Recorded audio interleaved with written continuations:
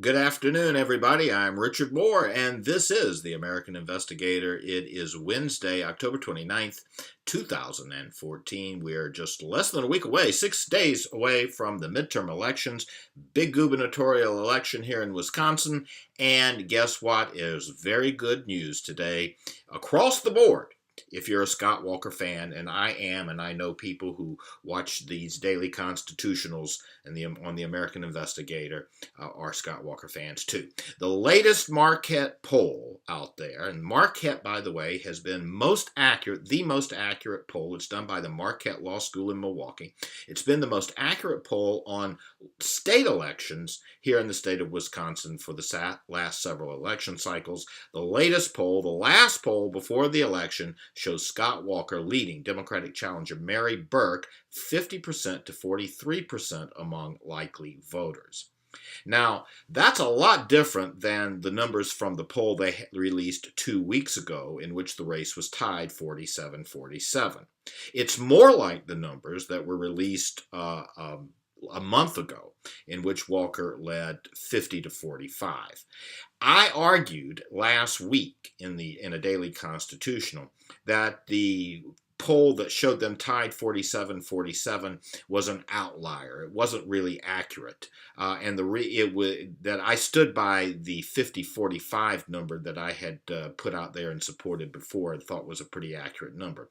And the reason is because other responses inside the poll didn't match up with the election response. In other words, most people thought Wisconsin was heading in the right direction, for instance. Scott Walker was on the plus side in favorable ratings, whereas Mary Burke wasn't. So when you added it all up, you would think this would be an electorate that would re-elect Scott Walker, and the 47-47 number didn't make sense. I argued then, and I believe this is being proven to be the case, that poll was a function of the margin of error. The margin of error in that poll was 3.5%. And I believe that if you gave Walker 3.5% and took 3.5% from Mary Burke, you had a more accurate number. I think this poll, that seems to be quite clearly the case now that it's sandwiched into the poll that showed Walker ahead by 5 points a month ago, and today showing Walker ahead among likely voters by 7 points. Now, there's more bad news for Mary Burke, and it comes out of Milwaukee. And the Milwaukee, you're taking a look now, we're into early voting. And when you go into early voting, the early voting patterns sort of predict election day turnout as well. And so what we're all looking at in Wisconsin is early voting and the Milwaukee turnout. This election will be decided in Milwaukee. The GOP base statewide is going to vote. The question is, how many Democrats are going to vote? The Democrats are clustered in Madison. We know they're going to vote, and in Milwaukee. If you get a presidential kind of turnout in Milwaukee, which happens in every presidential year, obviously. That's why the Democrats have won 7 straight presidential elections here in the state of Wisconsin. That's why someone like the liberal, radical Tammy Baldwin can get elected to the U.S. Senate. Democrats come out in droves in presidential election years, and if they do it in this race, in the midterm, Mary Burke will win. If they don't, if they have 2010 kinds of numbers, Scott Walker wins.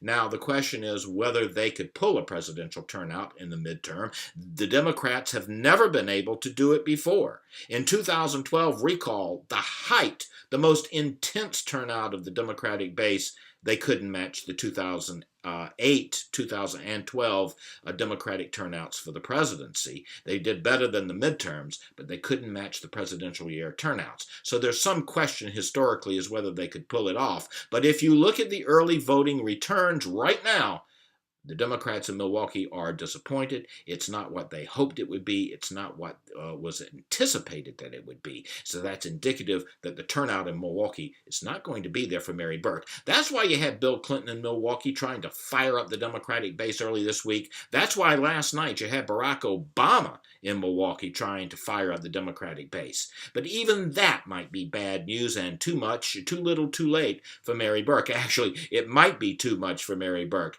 because Obama Obama, so unpopular here in Wisconsin as he is, or in the rest of the country, if you're outside of Milwaukee and Madison. So he may do less to fire up the base in Milwaukee than to turn off any remaining independent, undecided voters that Mary Burke may need.